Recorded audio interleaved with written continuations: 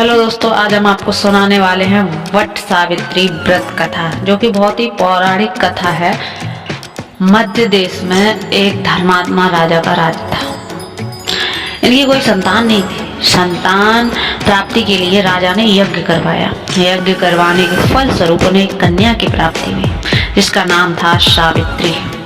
जब सावित्री विवाह के योग्य हो गई तो उन्होंने सत्यवान को अपने पति के रूप में स्वीकार किया।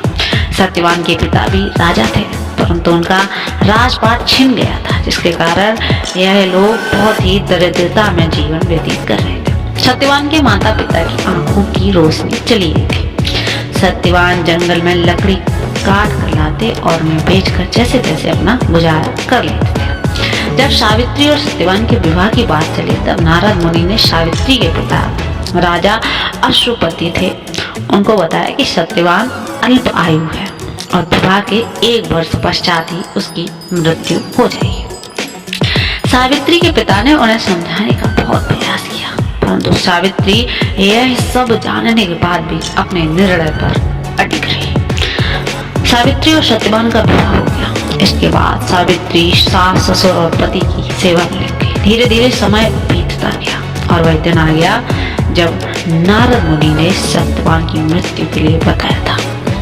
उसी दिन सावित्री भी सत्यवान के साथ वन को गई। वन में सत्यवान लकड़ी काटने के लिए जैसे ही पेड़ पर चढ़ने लगा कि उसके सिर में असहनीय पीड़ा होने लगी। सत्यवान पीड़ा से व्याकुल हो गया। सावित्री की गोद में सिर रखकर लेट गया। कुछ ही समय में उसके समक्ष अनेक दूतों के साथ स्वयं यमराज आ गए। यमराज सत्यवान की आत्मा को लेकर दक्षिण दिशा की ओर चलने लगे। पतिव्रता सावित्री भी यह देख रही थी, उनके पीछे चलने लगी।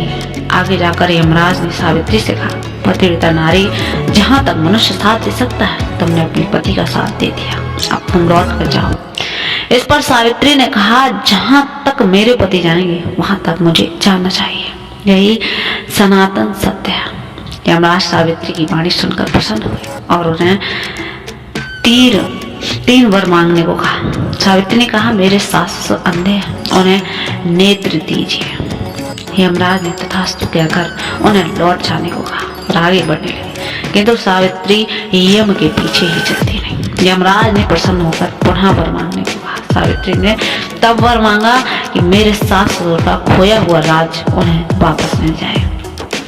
उसके बाद सावित्री ने यमदेव से तीसरा वरदान मांगा कि मैं सत्यवान के 100 पुत्रों की मां बनना चाहती हूँ, कृपा करके मुझे यह वरदान दें। सावित्री की पति भक्ति में प्रसन्न यमदेव ने कहा, तथास्तु। इसके बाद सावित्री ने कहा कि मेरे पति के प्राण तो आप लेकर जा रहे हैं, तो आपके पुत्र प्राप्ति का वरदान कैसे पूर्ण होगा। तब यमदेव ने अंतिम वरदान को देते हुए सत्यवान की जीवात्मा को मुक्त किया और सावित्री पुनः उसी वट वृक्ष के नीचे लौटी, जो उन्होंने वट वृक्ष के नीचे पड़े सत्यवान की मृत शरीर में जीव का संचार हो रहा है। कुछ ही देर में सत्यवान उठकर बैठ गया। उधर सत्यवान के माता पिता की आंखें भी ठीक हो गई और उनका खोया हुआ राज्य भी वापस मिल गया। जो महिलाएं वट सावित्री का व्रत रखती हैं, विधि विधान से पूजा करती हैं, वट सावित्री की कथा सुनती हैं, उनको अखंड सौभाग्य की प्राप्ति होती है और उनका सुहाग अचल रहता है।